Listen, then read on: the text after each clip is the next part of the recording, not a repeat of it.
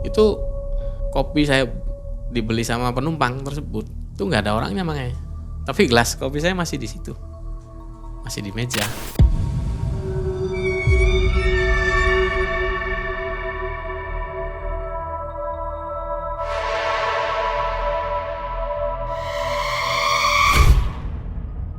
Dikasih rokok 1 batang.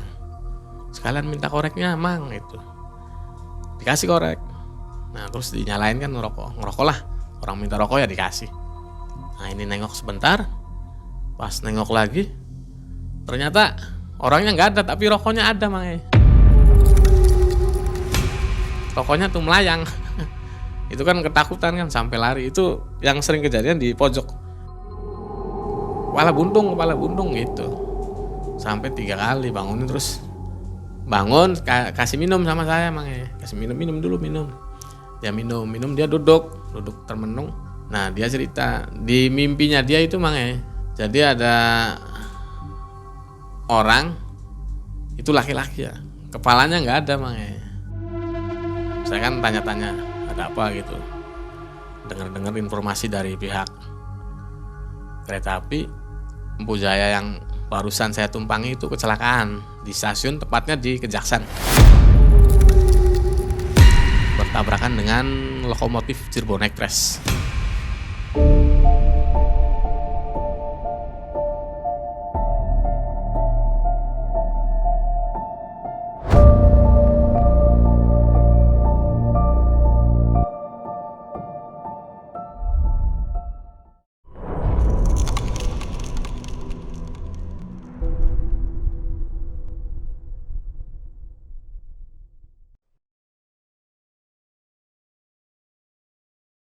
Assalamualaikum warahmatullahi wabarakatuh. Waalaikumsalam warahmatullahi wabarakatuh. Selamat malam, Sobat Malam Mencekam. Apa kabar Anda? Mudah-mudahan semua dalam keadaan sehat walafiat. Hari ini Mang Ei dan tim kembali mengunjungi Anda untuk mengantarkan sebuah kisah nyata dari seseorang. Ada di depan kita namanya Mas Obit. Oh, namanya keren nih. Kalau nama aslinya panjang, tapi disingkat Mas Obit.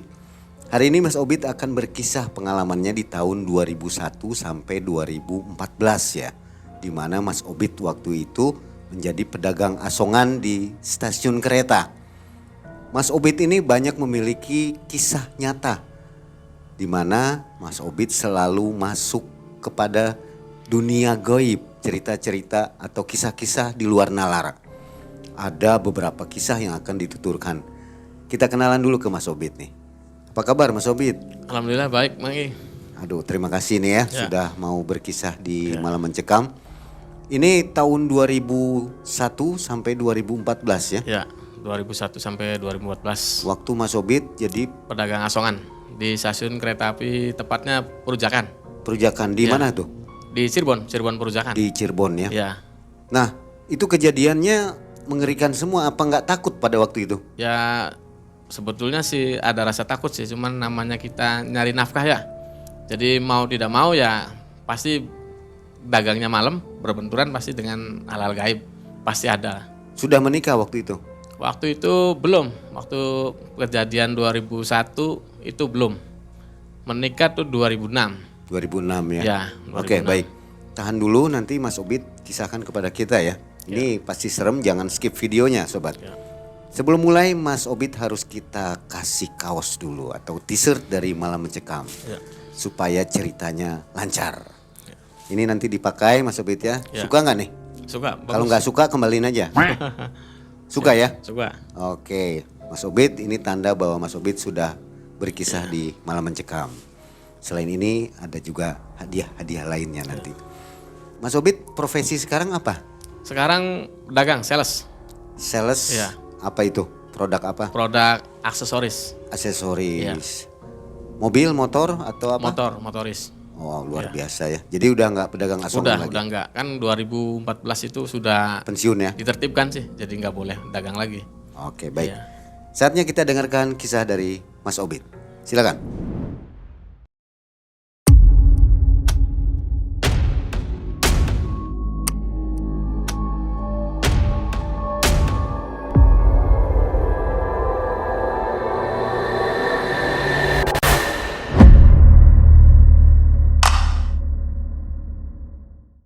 berita awal itu pada waktu sekitar tahun 2001. Itu mungkin pernah dengar kejadian kecelakaan kereta Ampu Jaya. Kebetulan waktu itu saya treknya kan ngejar Ampu Jaya, naik kereta Gaya Baru, itu turun Pegaden, mau ngejar kereta Ampu Jaya. Pada waktu itu memang kereta Ampu Jaya itu saya sering naik. Artinya saya berdagang di kereta tersebut.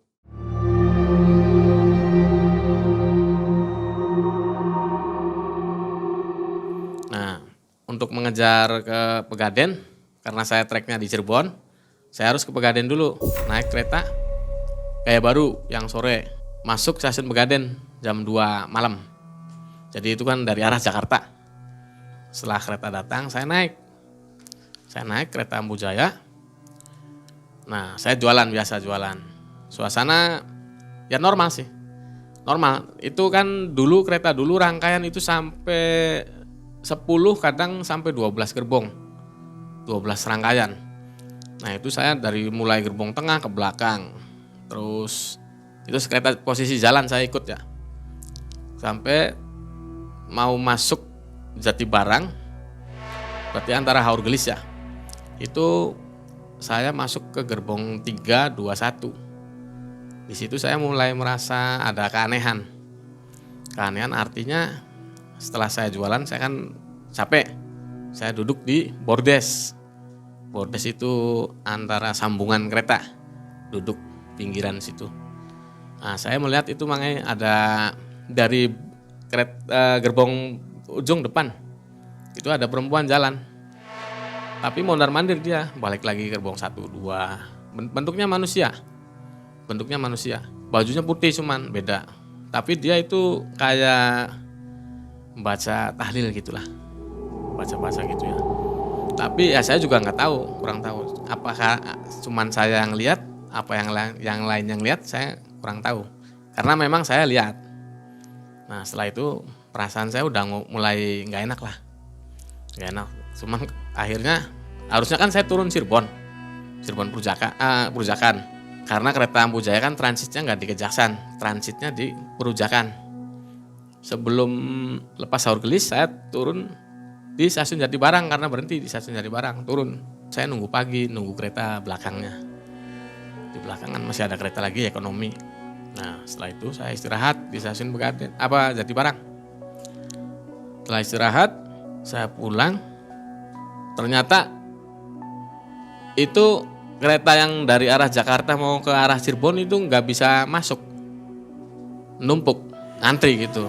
Saya kan tanya-tanya ada apa gitu, dengar informasi dari pihak kereta api Ampu Jaya yang barusan saya tumpangi itu kecelakaan di stasiun, tepatnya di Kejaksan,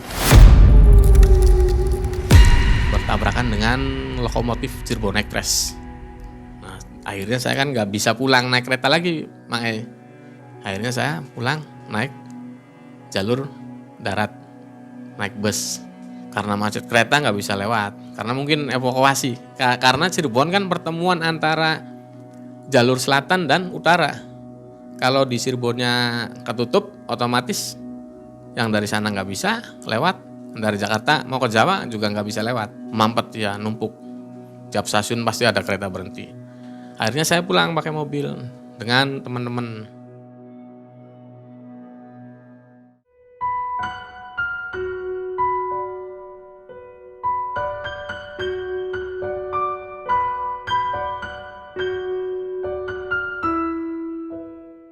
Karena sampai situ pagi ya, sampai Cirebon itu sekitar jam 7. Akhirnya saya penasaran, lihatlah di stasiun Kejaksan. Saya lihat itu ternyata ya banyak inilah korban bangkai, mayat-mayat pada bergelimpangan. Itu kan posisi jadi lokomotif tuh masuk ke gerbong antara 1, 2 lah. Jadi ini rata, bangku rata semua, kaki patah, pokoknya kepala potong kemana-mana. Itu saya sempat juga suruh bantuin, karena kita di stasiun lama ya, jadi orang-orang PT Kereta Api kan kenal, suruh bantu evakuasi. Penyebab kecelakaannya apa itu? Jadi human error. Sebetulnya Cirek itu posisi langsir, Artinya langsir itu dia mau pindah jalur. Kan nggak seperti mobil ya, langsir parkir tinggal parkir, itu kan harus lewat wesel. Kalau lok, setahu saya yang di stasiun lama ya, kalau lok ngelewatin wesel itu lampu yang sinyal yang di sini pasti merah ngunci. Nah itu kereta yang dari sana harusnya berhenti. Ternyata Empu Jaya bablas itu, nggak berhenti. Sinyal kan sebelum stasiun Kejaksaan kan itu dikerucuk kalau nggak salah sih. Ada lampu merah situ kan. Itu bablas ditabrak. Jam berapa kejadiannya? Kejadian jam 4. Suaranya itu kalau penduduk sekitar bilang sih seperti bom lah. Keras gitu benturannya, saking kerasnya, saking kencangnya kereta ini. Jadi setelah kejadian kecelakaan Empu Jaya itu banyak yang menghantui ya. Termasuk oknum ada di situ ya yang memanfaatkan situasi makanya. Artinya pada waktu kecelakaan kan barang-barang kan banyak yang berserakan tuh makanya. Zaman waktu 2001 kan HP itu kan masih zaman Nokia dulu, jadul-jadul. Itu barang mewah lah zaman dulu sih. Termasuk apa dompet, tas, cincin itu kan. Itu ada oknum-oknum tertentu yang memanfaatkannya. Jadi mengambil, jarah lah barang-barang orang yang sudah meninggal itu. Nah akhirnya itu setelah dibawa pulang, itu belum sempat dijual sih sebagian. Itu mereka didatangi makanya malamnya, diketok pintunya. Ya menurut pengakuan dia sih jadi ngomong itu si arwahnya lah. Itu ngomong tolong balikin barang saya. Kalau nggak dibalikin saya kesini lagi.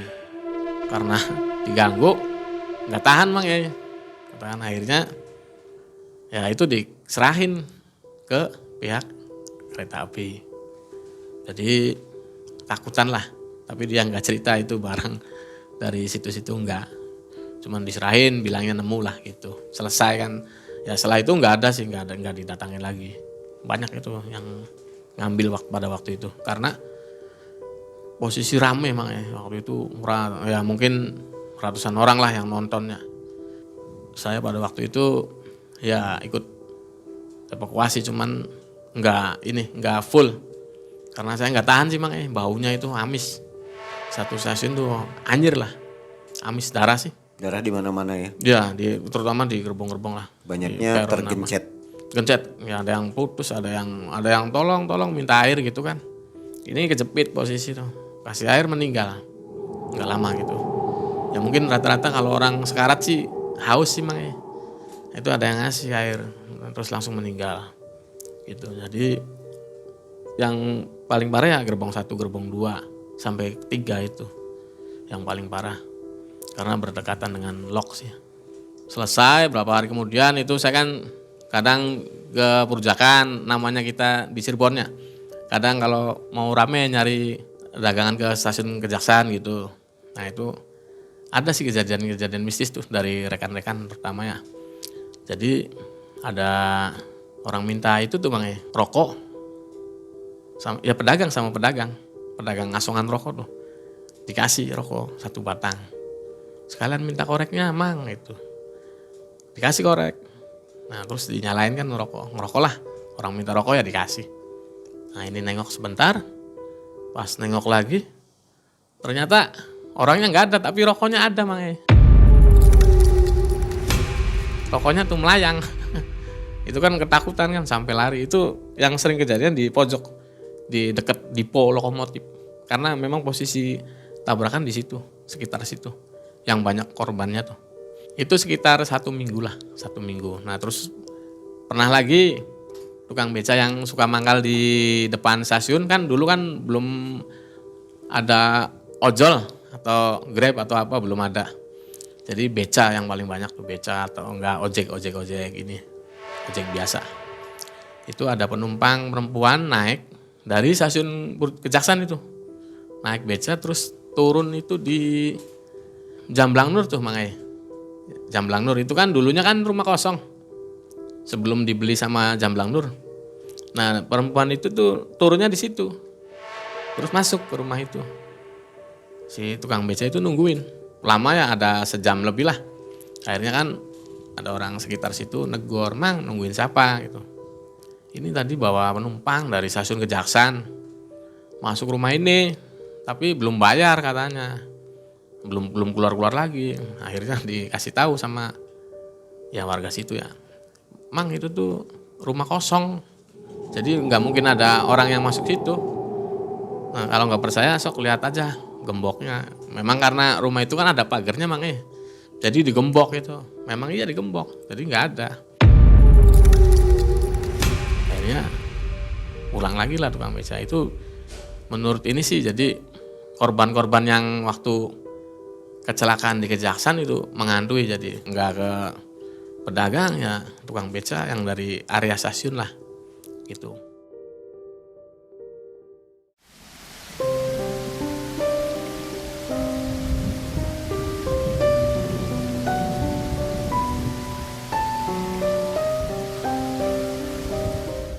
Kisah selanjutnya yang saya alami Mang itu kejadian pada waktu saya berdagang di kereta api Tegalarum.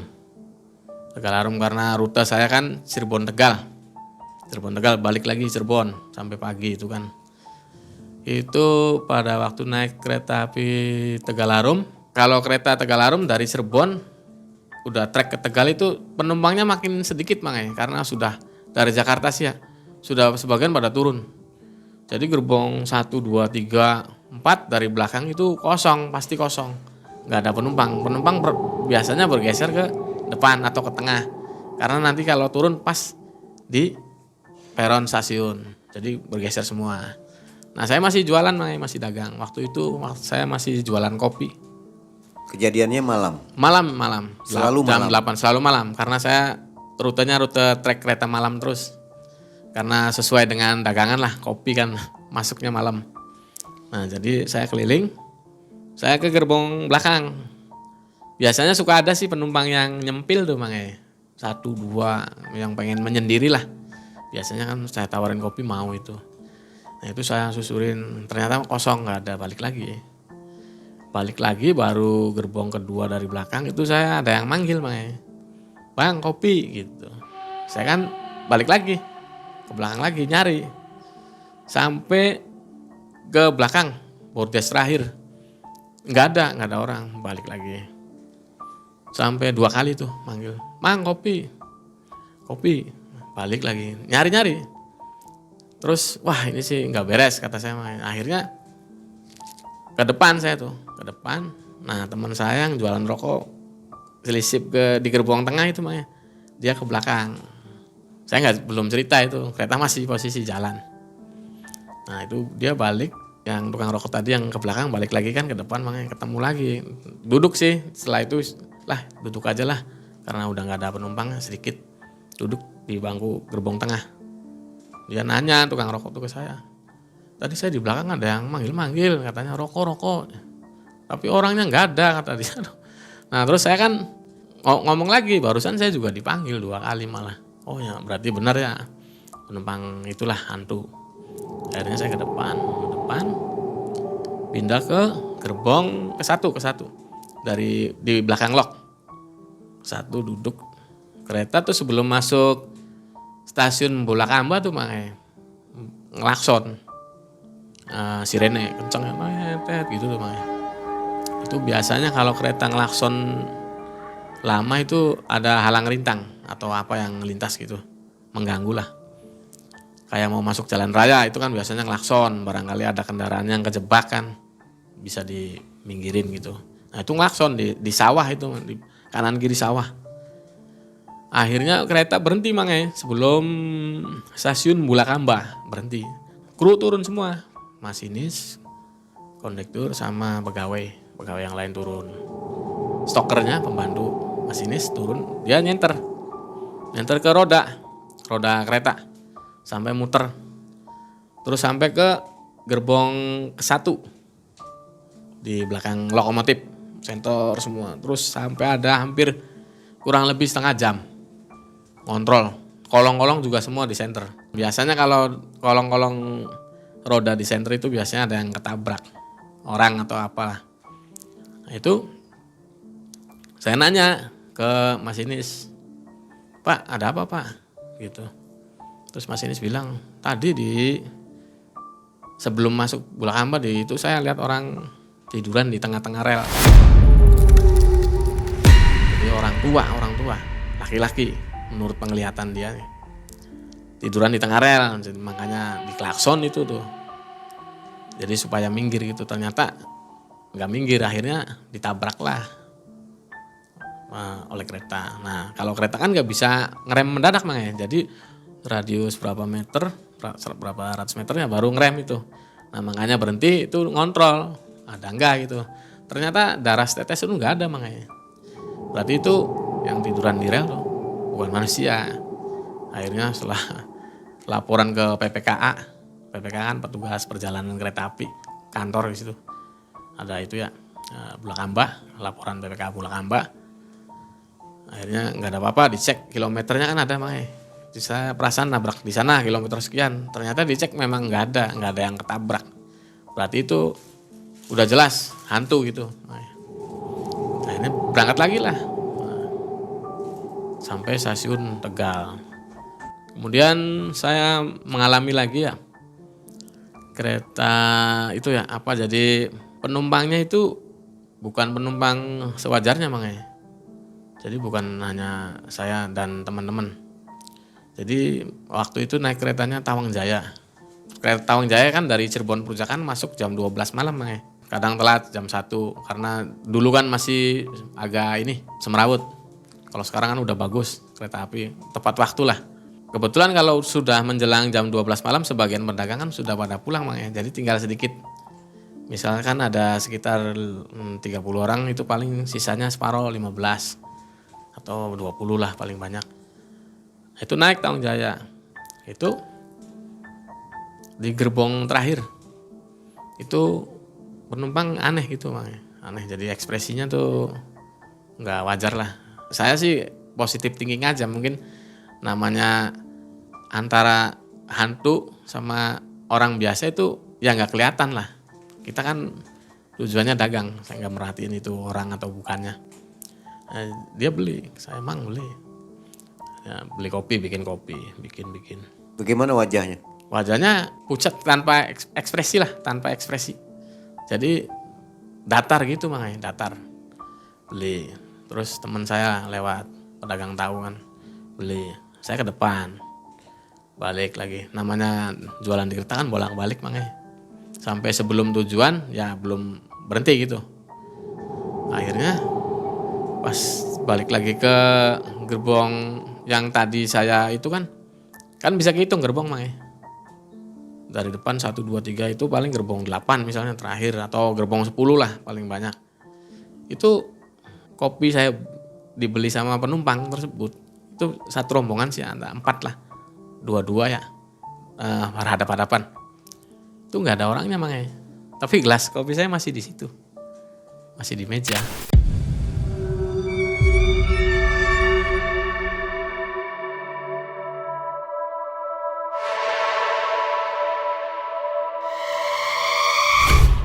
Masih full, isinya masih ada. Tahu teman saya masih di situ. Makanya heran, penumpang kan nggak mungkin pindah. Soalnya posisi malam kan sedikit penumpang. Terus yang sini-sini kan tahu. Oh ini orangnya kemana Pak? Sini tanya ke penumpang sebelah. Orang tadi nggak ada siapa-siapa Mas di situ. Wah makanya saya aneh kan. Aneh, tetap saya turun stasiun Tegal makanya.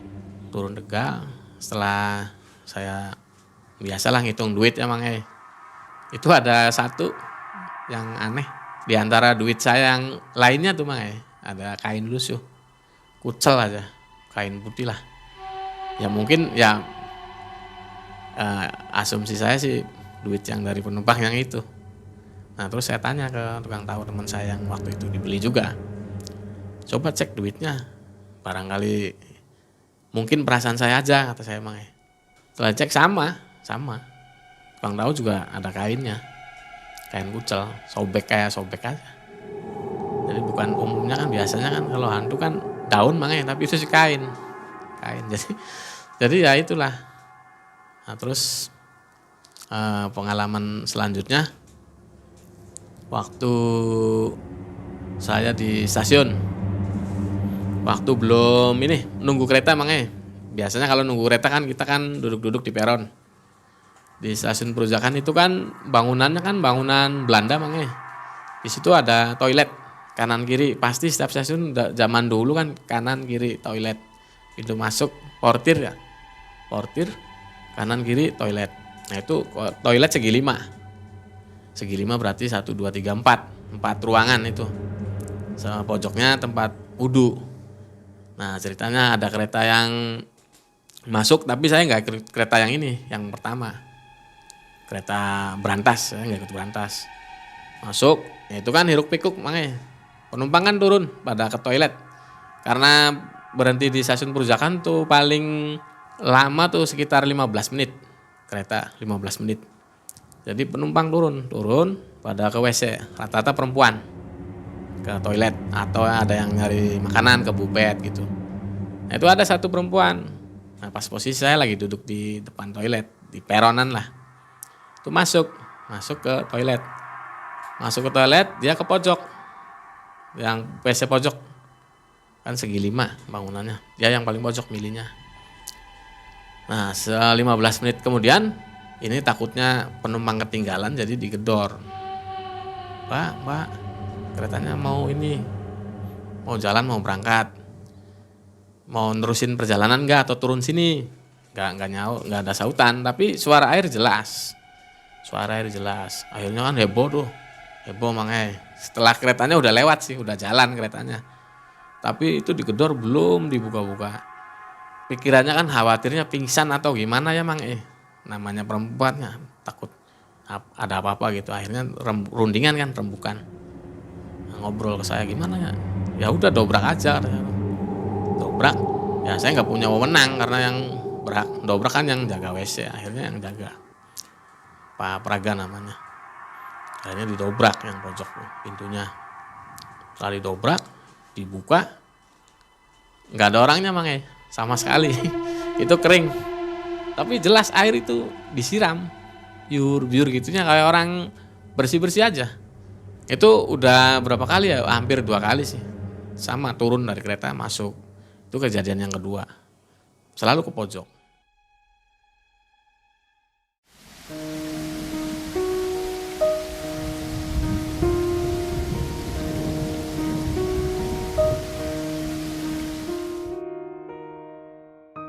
Terus kejadian selanjutnya waktu saya turun di stasiun Surodadi. Berarti setelah stasiun Tegal. Saya turun rombongan sama teman. Nah itu di Surodadi itu terkenal sintru kata orang itu sih. Sungil, angker. Itu saya jalan turun dari Tanjung Jaya sekitar jam masuk Tegal jam 1. Jam 1 antara setengah 2 lah. Itu lewat nyusur rel mau keluar dari stasiun, lewati bangunan-bangunan itu stasiun. Itu yang pertama kali melihat teman saya berempat kan nyusur di rel sih makanya. Mau keluar kan jalurnya kan lewat rel dulu terus ke sini ke portir, keluar jalan baru kita nyari bus, rencananya mau pulang mobil gitu. Karena di Surodadi kan kereta yang dari sana nggak berhenti di Tegal. Nah itu nyusur, teman saya lihat nggak di pojok. Awalnya saya nggak ngeh makanya, lihat nggak ada apa-apa. Terus itu di pojok teman saya bilang gitu. Terus yang 2 teman saya lagi itu lihat juga. Setelah agak jauh, udah mau masuk ke area stasiun mau keluar, saya nengok, ya lihat, cuman udah agak jauh saya. Itu ada pocong makanya, pocong berdiri gitu. Terus ya pikir saya lah udah biasa gitu. Akhirnya keluar pulang lah pakai mobil gitu. Itu kejadian yang di Surodadi. Nah ini yang paling membekas dalam kehidupan saya Mang. Setelah melihat pocong yang waktu di stasiun Surodadi. Setelah pulang dari stasiun Surodadi itu saya merasa diikuti Mang. Sampai ke rumah. Yang anehnya itu pada waktu saya pulang ke rumah, saya buka pintu, itu kan sampai rumah udah jelang pagi lah, sekitar jam 3 jam 4.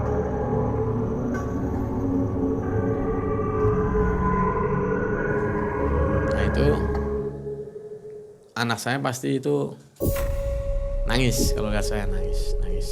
Masih kecil sekitar umur 2 tahun. Nangis. Saya kan aneh. Setiap saya pulang dagang selalu begitu. Hari-hari berikutnya tuh Mang. Akhirnya saya kan penasaran Mang. Penasaran, saya nanya ke ustadz sekitar, tetangga. Kebetulan ada orang pintar lah, tetangga. Saya nanya, Pak Ustadz, ini kenapa setelah pulang dagang ya jam pagi itu anak saya kalau lihat saya nangis gitu, selalu nangis. Akhirnya diterawang nih sama Pak Ustadz, dikasih ini ya air minum saya tuh diterawang. Terus Pak Ustadz bilang katanya ada yang ngikutin saya, makanya itu bentuknya yaitu pocong. Makanya nggak heran saya pulang dia ngikut, anak saya yang lihat gitu. Jadi sampai nangis gitu, sampai histeris lah. Akhirnya proses ya. Nah itu mau diobatin, mau inilah istilahnya mau dipindah lagi gitu, dibuang yang ikut saya tuh. Karena saya kan tiap malam selalu ini sih ya di stasiun, di kereta gitu. Jadi pocong itu selalu ikut.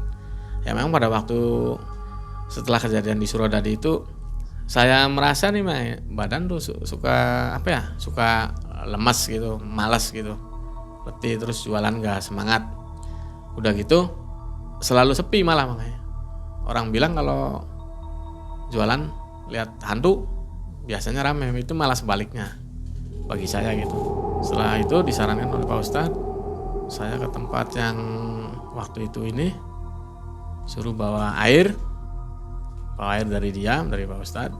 Saya ke Suradadi lagi, naik kereta ini Tawang Jaya malam, tetap saya minta antar teman saya.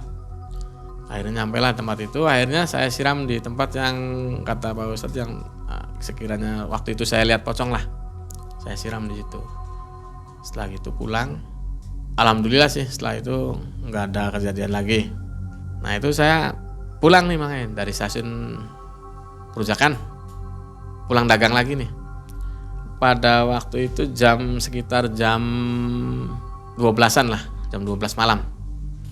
Itu saya nyusur rel, kalau pulang kan dari stasiun Perujakan kan saya jalan nyusur rel dari pintu perlintasan jalan. Ternyata saya nemuin ada orang posisi di tengah rel, tapi kondisinya itu udah kepotong.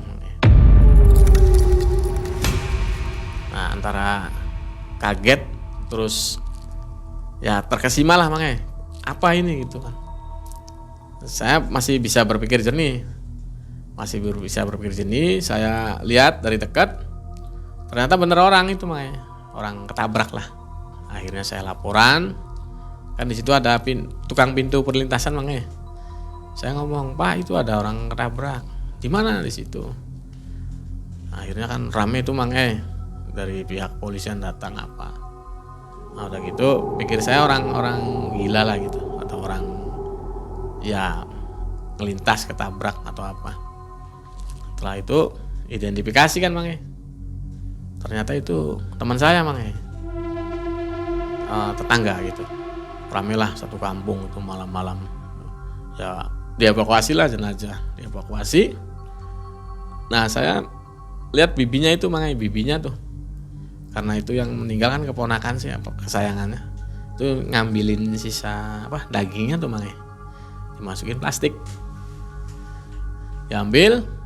Nah terus mau dibawa ke rumah sakit Gunung Jati, dikumpulin di sana daging sisanya tuh. Itu naik beca karena udah malam sih nggak ada kendaraan. Itu tukang becanya sempat ngeluh ke ini bibinya tuh, Bu bawa apa sih ini, berat banget, biasanya berat sekali. Nggak dibawa ke mobil polisi? Nggak, itu yang serpihannya yang serpihan daging sisaan itu kan harus diambilin. Jadi kalau yang itunya sih yang utuh itu udah dibawa ke mobil polisi. Nah itu nyari sisaannya, itu inisiatif bibinya sendiri. Jadi itu hampir 1 kresek, ada sekilo sih lah, 1 kilo daging gitu. Itu dibawa ke rumah sakit di susulan lah gitu. Yang teman waktu itu yang ketabrak kereta itu rumahnya posisi dekat jalan kereta, makanya mungkin dia posisi lagi main atau gimana, saya kurang tahu ya karena kejadiannya kan malam makanya. Nah itu selang 3 hari kecelakaan ketabrak itu dia tuh datang ke rumah makanya dari jendela belakang. Kebetulan kamar saya kan sebelahnya kebun kosong. Nah, dia ngetok dari jendela kamar saya sambil manggil nama, tok bit gitu. Karena saya tahu hafal suara orang kan beda-beda makanya. Jadi saya hafal itu suara dia. Saya sampai takut gitu makanya. Takut sampai pindah ke ruang tengah tidur tuh. Nah itu. Tapi setelah diurus ya ada selamatan gitu makanya di rumah di jalan kereta juga. Itu udah enggak ini lagi. Sebelumnya sih sering gentayangan. Jadi bukan cuma saya yang didatangin makanya. Teman saya yang satunya juga itu didatangin. Itu sih jelas. Jadi bentuk ngewujud tuh makanya. Teman saya kan rumahnya di depan. Jadi jalan ujung kan dari sana. Jalan dia ke sini ke arah rumah teman saya. Jalan udah hampir mau masuk ke rumah teman saya, dia belok di situ ada gang makanya.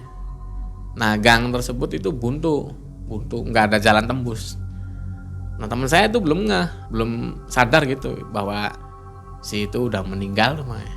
Akhirnya dicek, loh tadi si sebut aja itulah si Budi misalnya yang korban ini.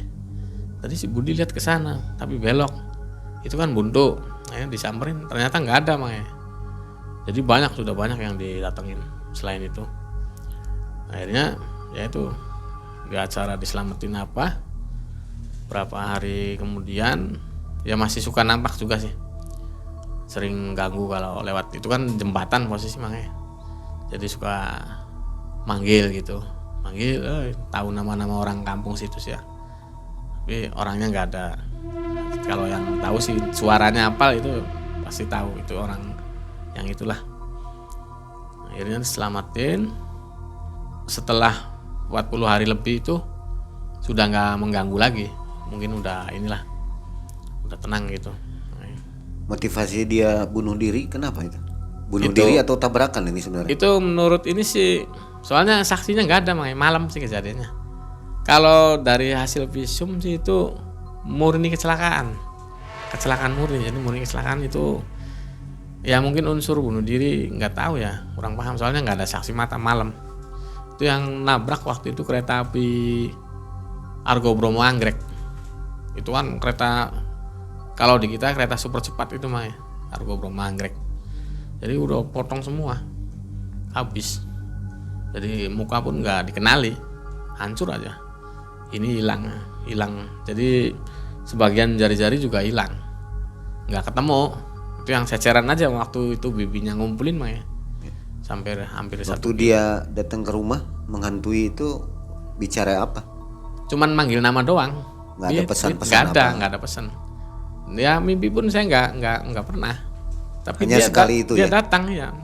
Saya dengar jelas suaranya manggil-manggil. Setelah disempurnakan nggak ada setelah lagi 40 ya? hari ke depan terus nggak ini lagi. Nggak nampak lagi. Sudah ini tenang mungkin. Nah itu kejadian beberapa kisah tadi dari tahun 2001 sampai dengan 2014 ya. Kurang lebih 13 tahun. 13 tahun. Selama itu kejadian-kejadian goib juga dialami oleh teman. Ya, teman juga mengalami. Ada cerita ke teman yang mencekam. Ada juga. Teman sih waktu pas kejadian Pujaya yang pedagang asongan ini, yang saya nggak mau nyebutin namanya makanya. Jadi oknum juga sih.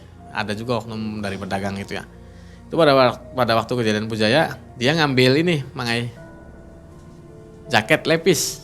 Zaman dulu kan jaket lepis diambil sama dia, dipakai lah, masih bagus karena nggak terkena noda gitu, nggak kena darah, nggak kena daging potongan apa, jadi dia pakai. Ya waktu itu saya juga ngelihat dia tidur pakai, karena kita kan malam sih Jadi sering pakai sweater atau jaket. Nah dia pakai jaket yang orang tabrakan ini makanya. Dia tidur di peron, namanya stasiun kan peron. Itu kita gelaran biasanya makanya sambil nunggu kereta jam-jamnya itu kan. Dia tuh ngigau sambil guling-guling makanya. Bilangnya tuh kepala buntung gitu. Dibangunin sama teman saya satunya lagi. Saya juga kaget, kenapa? Pikir saya ya ngelindur lah kalau orang Cirebon bilang sih. Lindur, akhirnya tidur lagi gitu lagi makanya guling. Kepala buntung gitu. Sampai 3 kali bangunin, terus bangun kasih minum sama saya makanya. Kasih minum dulu.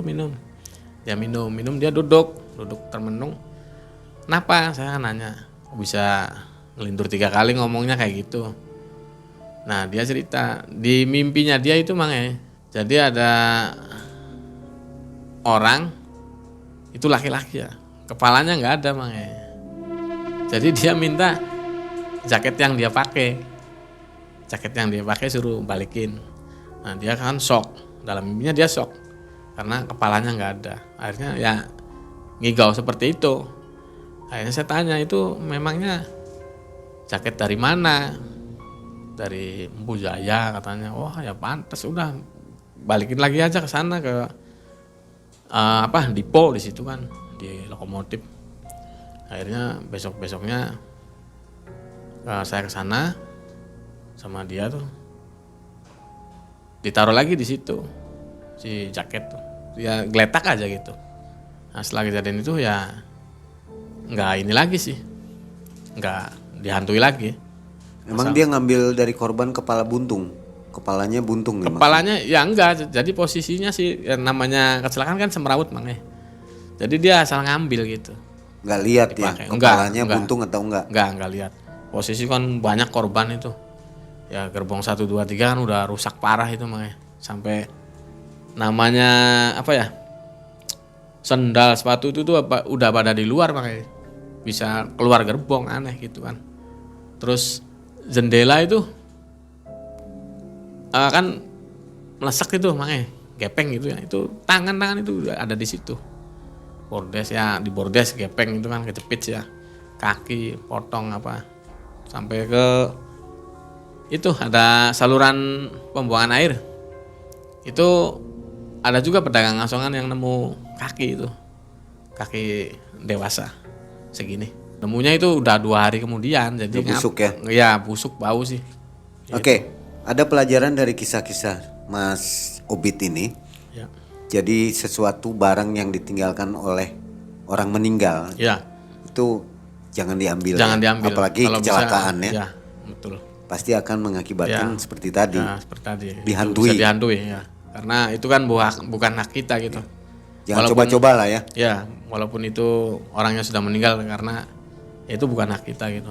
Ya. Biarkan saja ya. Apalagi kecelakaan. Kalau mau nolong ya nolong. Nolong ya nolong. Ya. Jangan diambil barangnya. Iya betul gitu. Ya. 13 tahun menjadi pedagang asongan adalah hal yang luar biasa. Ya, artinya tidak berjalan dengan mulus ya. Ya. Hal-hal gaib seperti ini juga dialami oleh Mas Obit. Pada waktu berdagang itu baca doa atau enggak Mas Obit? Apa lupa? Ya selalu. Tapi tetap ya. Tetap aja ya. Namanya gaib kan kita berdampingan makanya. Ya. Penampakan selalu ada. Selalu ada. Oke, baik. Mas Obit, terima kasih atas kisah ini. Ya, sama-sama. Bermacam-macam aneka kisah selama menjadi pedagang asongan di kereta api. Ya. Kita ambil hikmahnya bahwa gaib itu ada dan selalu bersinggungan dengan kita. Ya. Untuk apa? Untuk meningkatkan iman kita kepada Allah Subhanahu wa taala. Betul. Baik, terima kasih Sobat MM, sampai akhir video ini Anda masih bersama kami. Akhirnya Mang Ai dan tim undur diri. Assalamualaikum warahmatullahi wabarakatuh.